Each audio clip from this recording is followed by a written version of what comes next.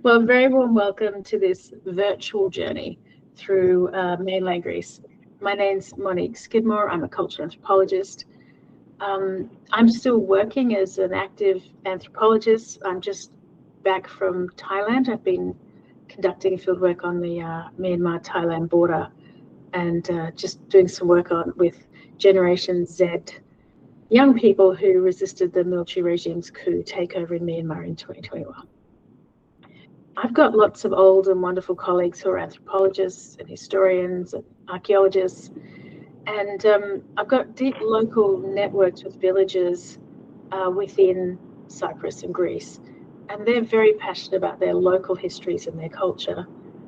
And so I decided to Take Me to Europe Tours to teach, to help people to travel like I do, which is anthropologically.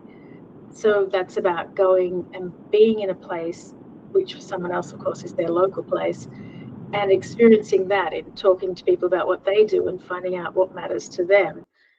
And lots of people have been on tours that I've spoken to that have never actually spoken to many locals. And it is hard just to rock up and talk to a local, to a stranger.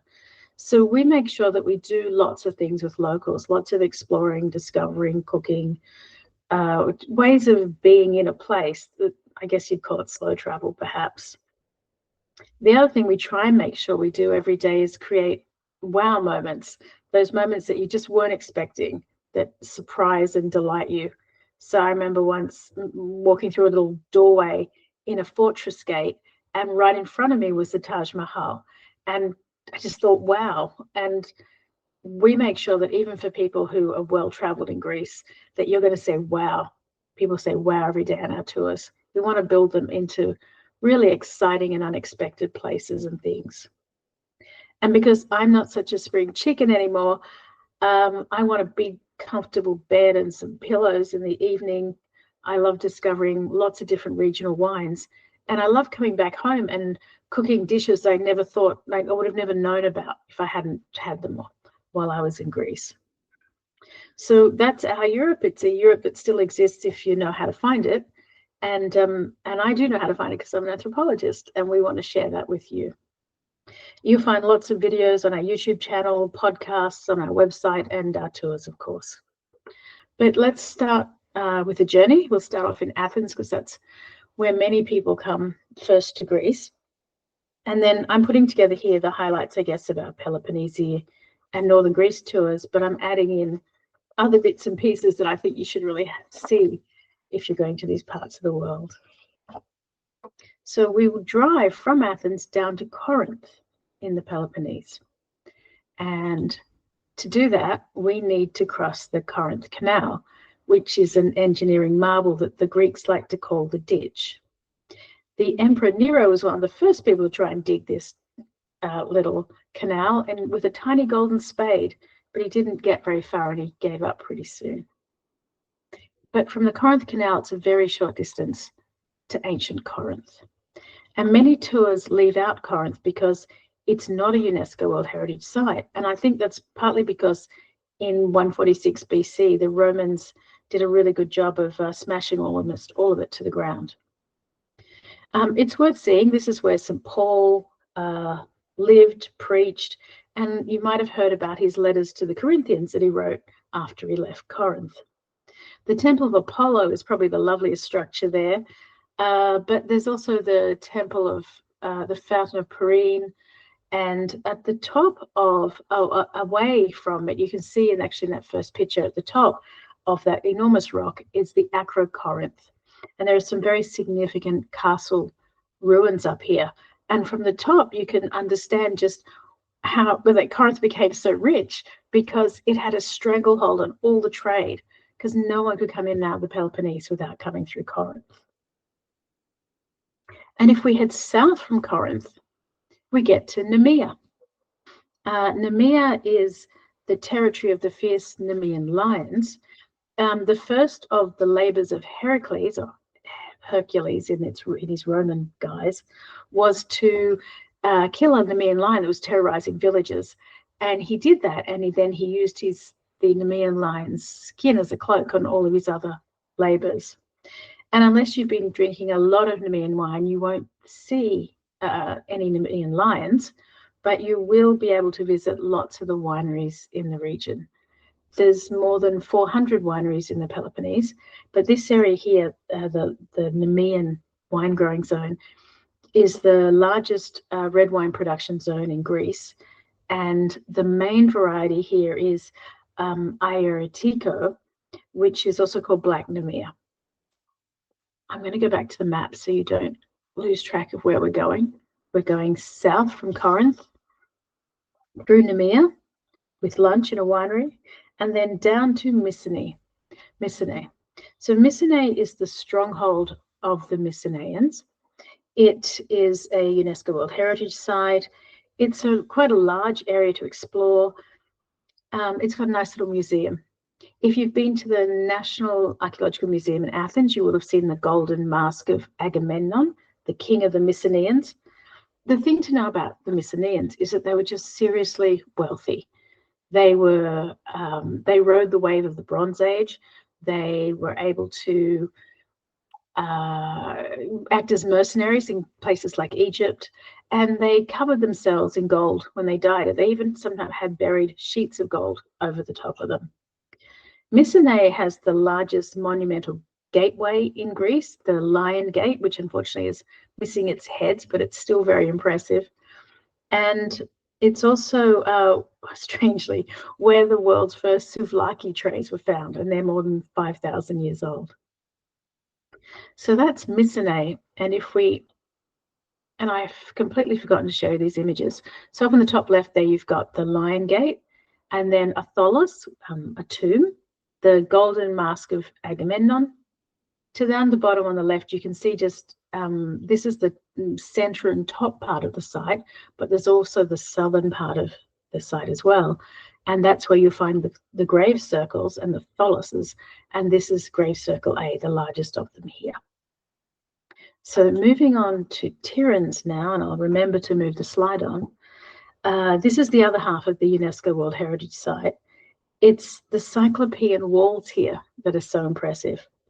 The walls at some fortresses in Greece are so tall, and the stones that are used to construct them are so big, that the Greeks thought that it must have been the mythical race of the Cyclops that constructed them. It's only a little fortress, but it's very impressive. And the other site that's worth seeing, of course, in the Eastern Peloponnese is at Epidaurus. It's the sanctuary of Asclepius, which has this incredibly, well, it's an enormous theatre, which is also acoustically perfect. So that's a very important site to see, but it's quite close to Mycenae and Tiryns, and only 2.5 hours from Athens. If you're looking for a base in the Eastern Peloponnese, you just can't go past lovely Nefplia. It's it has the Peloponnese fortress on the top of the town, and then it has a square, Syntagma Square, in the middle. And radiating out from this are lots of little alleyways. There's a Bortzi in the harbour, and there are wonderful beaches all the way around it. It's got some authentic tavernas, some nice seaside cafes, and there's good accommodation as well. So Nafplia is a really nice base for the Peloponnese. If we head further south, we get to Monemvasia, and this is a little bit like the Rock of Gibraltar. So it's a medieval fortress town built on top of Byzantine ruins. There's very few places on the mainland that are quite as magical with its little laneways that you can walk through and get lost in. There's a castle, restaurants, hotels. We stay just across the causeway in a 16th century homestead that's converted into a lovely 5-star resort with a very nice pool.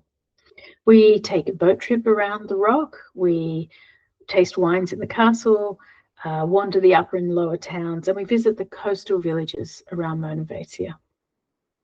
It's an eerie and otherworldly place. You can see it down there at the bottom of the Peloponnese.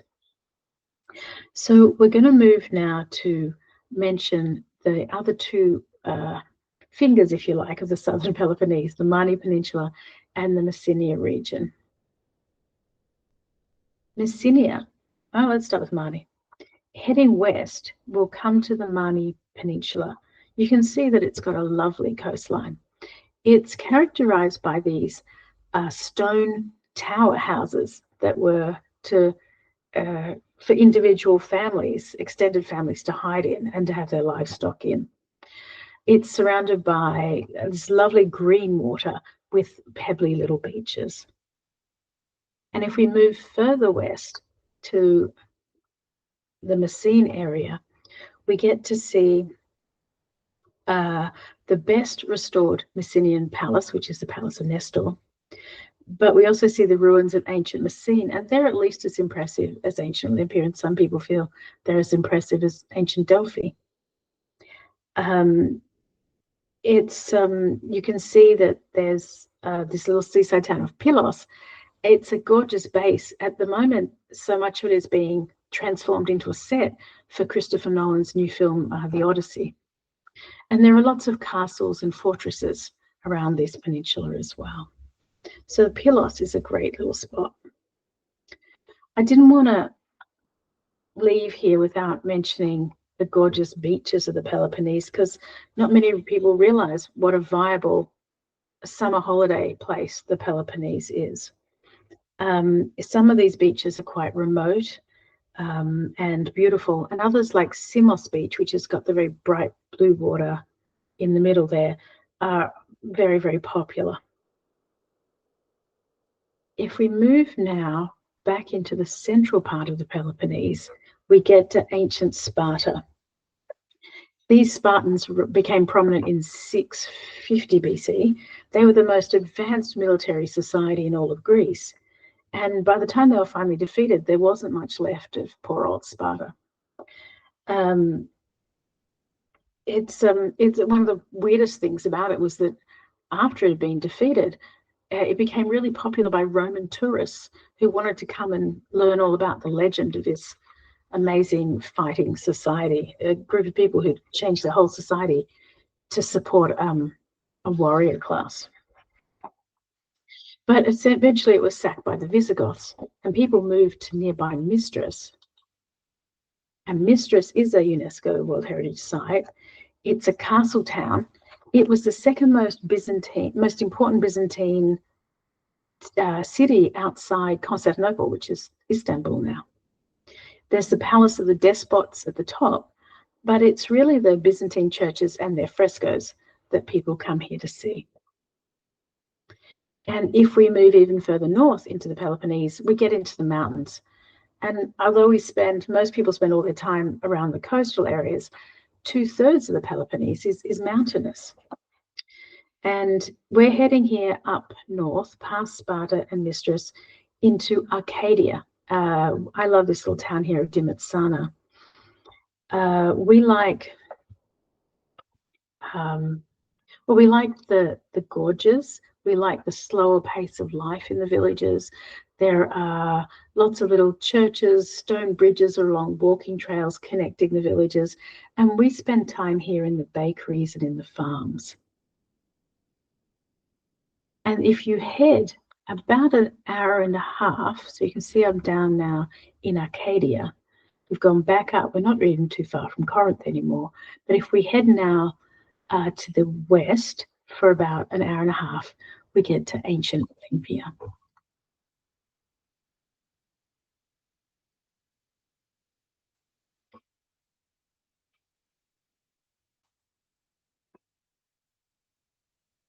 This is the home of the Olympic Games for 1,200 years.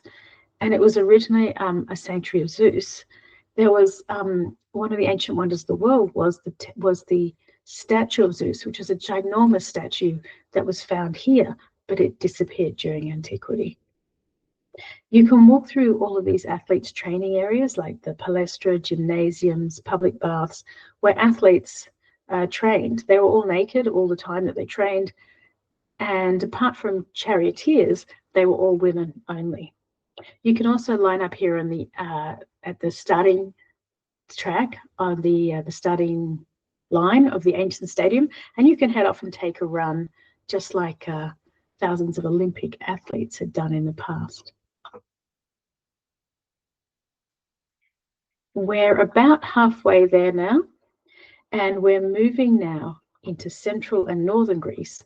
We're crossing the Peloponnese in Patra, which has the largest carnival in Greece, and we're going to go over and see in central Greece now ancient Delphi, one of Greece's most significant UNESCO World Heritage Sites, and it's nestled in the mountains around Mount Parnassus. It was the home of the Oracle of Delphi, the Pythian oracle, and Pythia means snake in Greek. And kings, rulers, and wealthy people came to the oracle to ask advice about crucial issues of their day, like should they invade their enemy's territory? Should they invade Persia? Should they rebuild the Colossus of Rhodes? And because the oracle didn't want to start wars everywhere, all of the answers were somewhat ambiguous.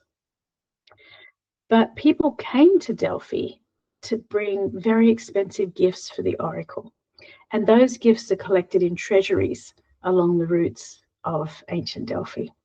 The Tholos is a little bit out of the main side of Delphi. It's one of the most impressive structures, I think, in the whole ancient Greece. It takes, and also the Temple of Apollo is very impressive because it sits on a stirrup of rock amongst the mountains. So it's just a breathtaking place to see. And it takes a full day really to see Delphi. If we head north from Delphi, we get to Meteora. And among the towering rock formations and the monasteries, perched on top, clinging to the cliff sides that can now be visited through little villages, are these wonderful little monasteries. And if you only see one of these, make sure it's the monastery of Moni Aios Triados, the one that was made famous by the Bond film, For Your Eyes Only. The frescoes are lovely, but it's the experience of getting here and the views from the top that combine all together just to make it a fantastic experience. Equally dramatic is the monastery Aios Vivaros Rousseau. It's built on a single pinnacle. You take a high, narrow bridge to get over it. And apart from its amazing location, it's the lovely experience of interacting with the nuns with their little jam factory and kitchen who run this monastery, as well as the views across the pinnacle to the other monasteries. That's so amazing. And the frescoes in the chapel are also very exquisite. So below these pinnacles, though, are the forests of Meteora. They're full of truffles, and around Meteora are many, many gourmet food experiences now, lots of adventure activities, and it's quickly becoming, Meteora and the villages around it is quickly becoming one of the most visited places in the whole of Greece. So now we're moving into the Macedonian Empire further north. We're going to the homeland of the dynasty head King Philip II, who was eclipsed by the military victories of his son Alexander the Great, who was taught by Aristotle. And the first of these places is ancient Dium, which sits at the foothills of Mount Olympus, the home of the gods. People came here to make sacrifices to the king of the gods, Zeus. It's got lots of little sanctuaries to various gods here, including Demeter and Isis. You can see the Isis one here. It's kind of a watery sanctuary with ponds and bridges, and there's some lovely mosaics in the museum. If you're hanging in there now, we're not far from the end. We're going to visit the main sites around Thessaloniki, so the second most important city in Greece, and Thessaloniki itself. Then we're going to talk about the food and the activities that you can get up to in mainland Greece. For me, Vergina is the whole highlight of central and northern Greece, at least as wonderful as ancient Delphi. The 3rd century BC Palace of Aea opened last year after a 16-year renovation, and there are ruins of an ancient theatre where King Philip II was assassinated. But most importantly, there's a tumulus, a hill under which underneath which are the undisturbed tombs of the Macedonian kings. It's now an underground museum. It's an eerie and beautiful sight, and it's certainly a wow moment. Here's the tomb of King Philip II of Macedon. The tombs were never robbed, so grave goods like the golden larynx and the golden oak crown you can see here were still in place. Tomb 3 is thought to be the final resting place of Alexander the Great, and there are astonishing friezes around the entrances to the tombs. The whole experience underground is a spine-tingling one, and we always make sure that it's the finale of our Northern Greece tour. This museum has become, surprisingly, because not many people know about it, one of the second most visited museum in Greece outside the Acropolis. So not well known to international visitors, but certainly well known to Greeks. I'm going to show you the map again for the last time now. We've moved up from Dion to Vergina. We're just going to have a look around Thessaloniki now, at Thessaloniki, Pella, Philippi, and Mount Athos.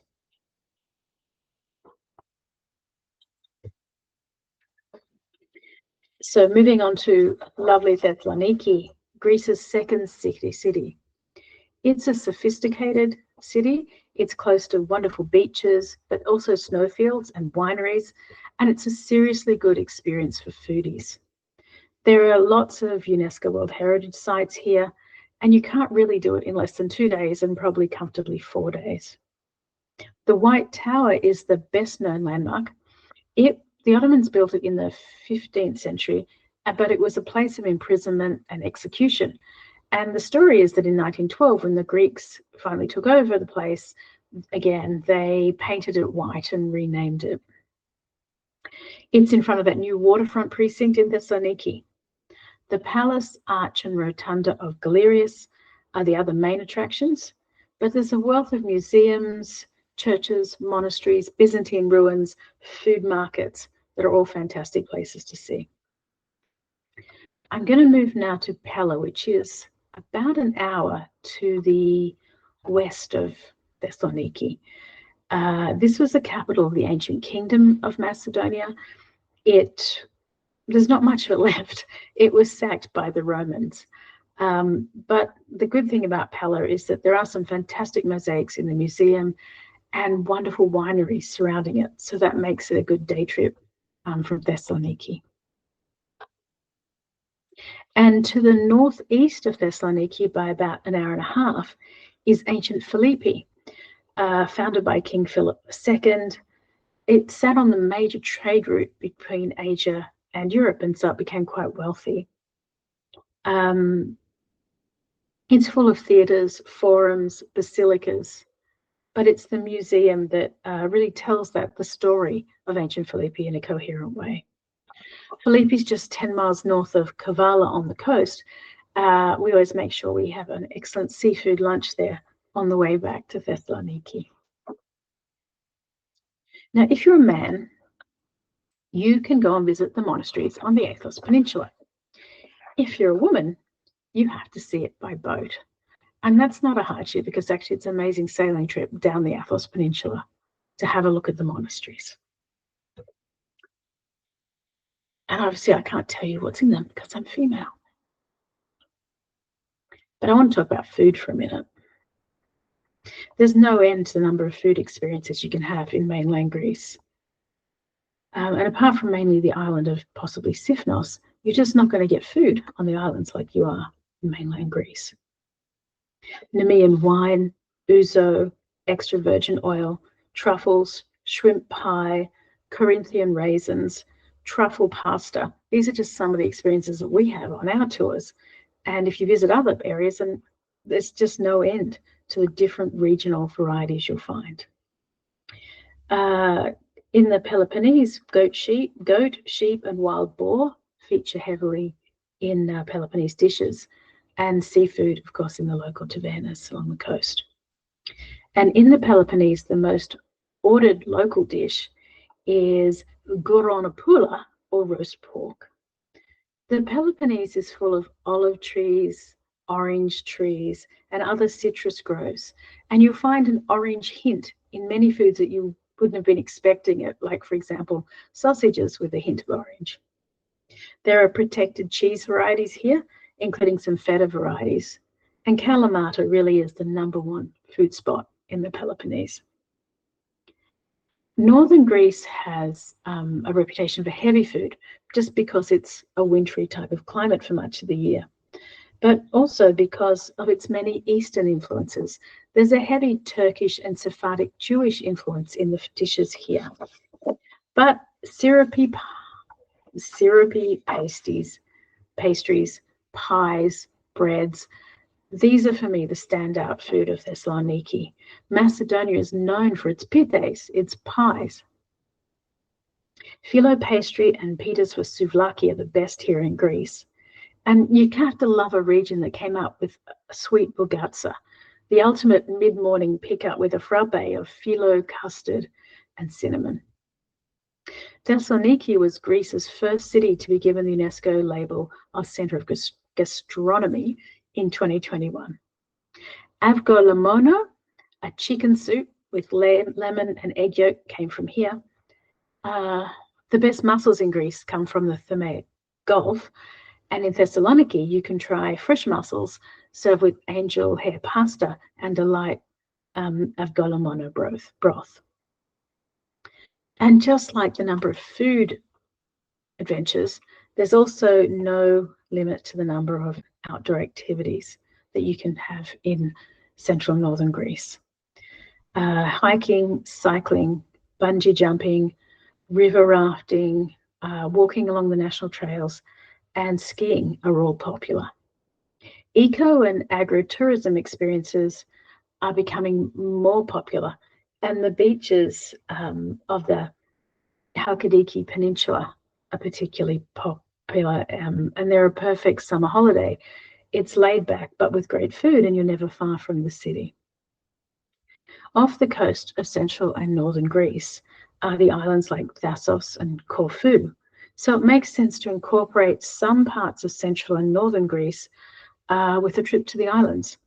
It's also becoming more popular to take a ferry from the major Italian ports on the Adriatic coast over to Igoumenitsa in central Greece. There are a lot more resources that we can provide you with on our YouTube channel and on our website. And we still have some places left in our September Greek tours, and we have and also in May next year.